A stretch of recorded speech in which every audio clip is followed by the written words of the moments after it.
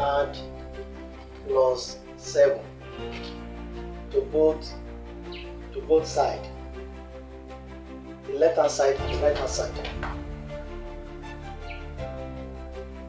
You add plus 7 to this equals to 11 plus 7 also. At this point, I'm going to turn it. This is 3x. I'll bring this one to here so that you understand. Plus 7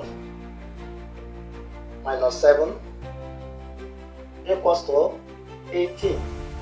Now we have 3x plus 7 minus 7 is 0 equals to 18. Now you divide both sides. Divide both sides by 3 so that we can have the value for x. At the end we have 3x divided by 3 equals to 18 divided by 3.